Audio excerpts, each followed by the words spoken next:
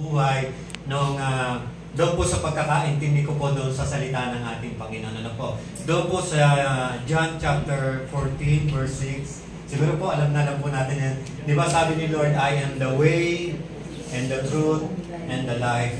So, pagminsan, titignan natin parang gas-gas na, di po ba na narinig natin na lagi ko naman narinig yan eh.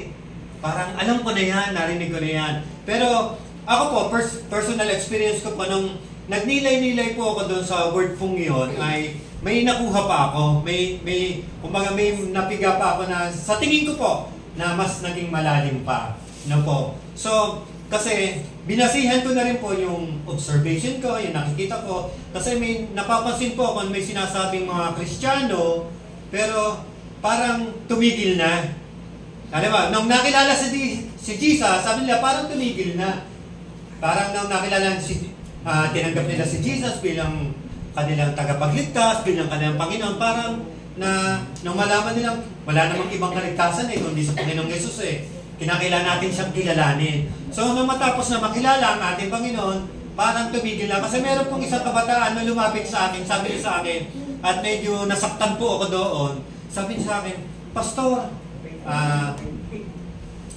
bakit po ganon? Ako po ay hindi ko naman po ito, nakasama ko po ito sa trabaho. Sabi niya, Pastor, yung anak po ng pastor po namin, yung po nakakalungkot yung anak po ng pastor namin, pinagtataka ko po, ay pagkakatapos pong tumugtog, nasa worship team, ay ano siya, hindi na siya makikinig ng word, tapos yung buhay niya, hindi siya sumusunod sa Panginoon, medyo parang pasegway-segway, di ba yun po yung challenge natin ng mga nagpapastor, di ba paminsan yung mga anak natin, talagang yun paminsan na nagiging burden natin, na talagang sasabihin, lingkod ka ng Diyos, bakit yung anak mo hindi mo mapasunod, di ba? Parang nagbibigay sa atin ng parang nadi-disqualify tayo na, ay, parang hindi ako karapat-dapat maging leader kasi yung aking mga anak hindi ko mapasunod sa akin. So, ganun po. And sabi niya sa akin, Pastor, bakit po yung anak ng pastor namin ganun?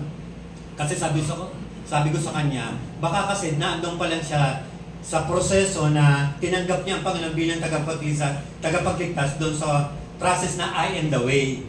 Wala pa siya doon sa the truth. Kasi sabi Lord, I am the way. Siya ang daan, di po ba? Kinakailangan yung pagiging daan niya na siya ang tagapagligtas, tanggapin natin yon, di po ba? I-accept natin sa ating buhay. And second, sabi niya, I am the truth. Ako yung katotohanan. So, napakahalaga na yung katotohanan ay hindi kasi siya overnight di po ba? Na ang katotohanan, alam mo na lahat. Naiintindihan mo na lahat. Kundi merong proseso tayong pinagdadaanan para mas maintindihan natin yung katotohanan. Kasi marami tayong kinagisnan na alam natin yun yung tama. Tama po ba?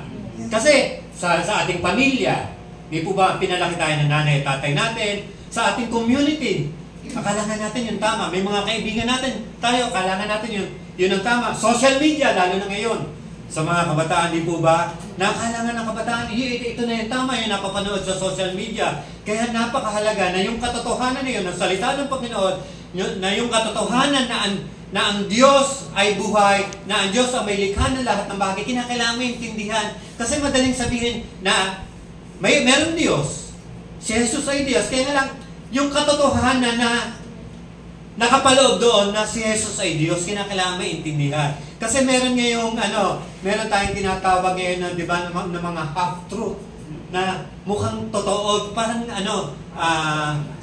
parang itinatago lang yung mali doon sa konting katotohanan. Kumbaga parang hairline lang yung difference niya. Kaya maraming nadadaya, maraming naloko. Kaya napakahalaga yung katotohanan na ito, na si Jesus ang katotohanan. Sabi niya, ako yung katotohanan, kinakailangan pag-aralan, maintindihan, at hindi yun sa buong buhay natin bilang lingkod ng ating Panginoon. Hanggang ngayon, yung katotohanan na yun, pinag-aaralan pa rin po natin. Amin po ba? Kasi ang Diyos sa ating pinaglilingkuran ay Diyos na makapangyarihan sa lahat. Amen po ba? Amen. So, ang Diyos ay, kumbaga, hindi kaya i-contain ng ating pangunawa, ng ating kaisipan, kung gaano siya kakapangyarihan. Tama po ba? Kasi makapangyarihan ng ating Panginoon. Kaya yung katotohanan na yun ay kinakailangan natin talagang sa buhay natin ay patuloy tayong mag-aral, patuloy tayong magsaliksik, sa salita po ng ating Panginoon. Kaya po hindi, kahit tayo mga pastor na, di po ba, hindi tayo natatapos na, ay pastor na ako, hindi na ako magbabasa ng Biblia. Ay pastor na ako, marami na akong Bible verse na sa ulo. Kaya pag may nagtanong nga sa akin, kaya mong sagutin. Hindi tayo natatapos doon. Amen po ba? Kasi ang Diyos ay merong tinatawag na progressive revelation. Amen po ba? Na nagpa-process, na merong, kumbaga palalim ng palalim yung pagkakaunawa natin sa ating Panginoon. Kasi kung ang salita ng Diyos ay napakayaman, amen po ba? So, ang Diyos ay daan, ang Diyos ay katotohanan, at ang Diyos ay buhay. Ito po ang illustration ko po dito pagdating sa Diyos ang buhay. Ibig sabihin, pag ang Diyos ay buhay, kinakailangan siya maranasan. Amen po ba? So, dahil siya ay buhay, kinakailangan natin siyang maranasan. Okay po. Sa amin pong mga lalaki, sino lalaki dito? Kami mga lalaki, yun. Kami mga lalaki, sa amin po, katotohanan sa amin, alam namin, naiintindihan namin, katotohanan sa amin, ang panganganak ng isang babae ay masakit. Tama po ba? Masakit po ba? Parang hindi kayo mag-amen. Nangananta ba kayo? Hindi. Di ba? So, masakit tama po ba? Sa amin, alam namin yun na totoong masakit mga anak. Dahil yung asawa po namin, nung mga anak po, hindi niya sinabi sa, hey daddy, isa pa nga sarap mga anak. Wala namang ganun eh. Dahil tuwan-tuwa siya, ang sarap-sarap mga anak, kaya isa pa, magawa pa tayo ng isang anak. Dahil ang sarap-sarap mga anak. Walang ganun. Basta sabihin, ano sinasabi? Ang isang paa daw ay nasa hukay. Nasa hukay. At hindi nakangiti habang nanganganak, nakangibit. Tama mo ba? Na talagang, sa amin yun, katotohanan po, alam po namin yun. Pero sa amin po, hindi po namin buhay yun. Amen, mga lalaki. Hindi namin buhay. Kasi kahit hindi kami mga anak. Wala kami matres. Pero sa mga babae po, buhay niyo po yun. Kaya pag kayo nag-usap-usap, nagkakaintindihan kayo. Tama po ba? Pero sa amin mga lalaki, alam lang namin yun. Totoo yun. Na masakit. Pero sa inyo, buhay niyo. Pag kayo nag-uusap, talagang buhay na buhay. Napakasakit talagang mga nakang pinanganak. Ipinanganak naman yung panganay. Di ba? Lalo na yung panganay. Ang hirap. Meron pang cesarean dyan, di po ba? So buhay niyo po ang mga anak sa amin lang yun, hanggang katotohanan lang yun po sa amin. Fact lang po yun sa amin, katotohanan po. Alam lang po namin sa isip namin na pero sa inyo po ang buhay. Ganun din po sa ating Panginoon. Ang Panginoon, hindi lamang siya katotohanan sa atin. Ang Diyos ay buhay po natin. Amen po ba? Kaya po sa ating pong buhay, na mga lingkod ng ating Panginoon, hindi po matatapos sa atin na ang Diyos ay isang katotohanan lamang, kundi buhay po natin siya. Kaya buhay natin ang magmahal. Amen po ba? Buhay natin ang umunawa, kahit tayo'y nasasaktan.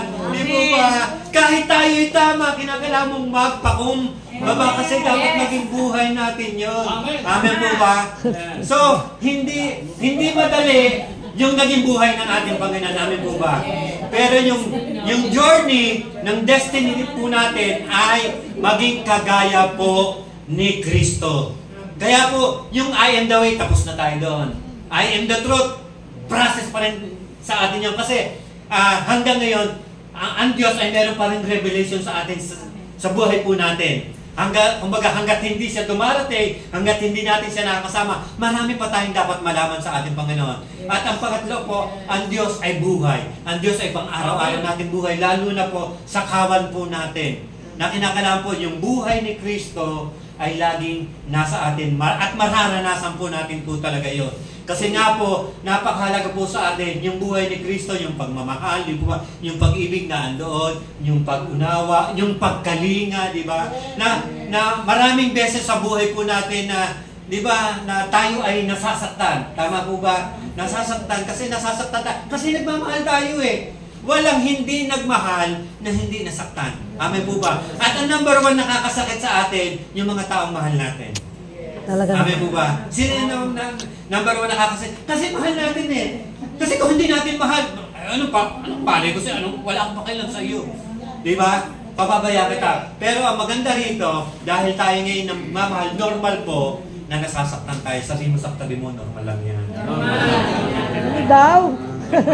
Normal lang talaga na sa... Ano daw? Kasi nga po, nagmamahal po tayo. Yun!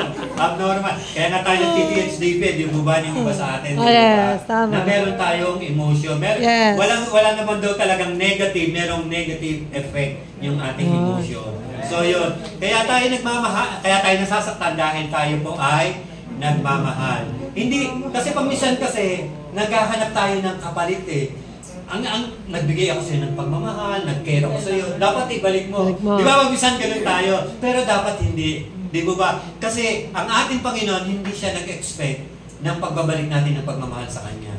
Pinili niyang mamatay sa atin, para sa atin. Pinili niyang mahalin tayo kahit hindi po tayo kamahal-mahal. So ayun po, ang tatlo kong gustong iwan po sa inyo.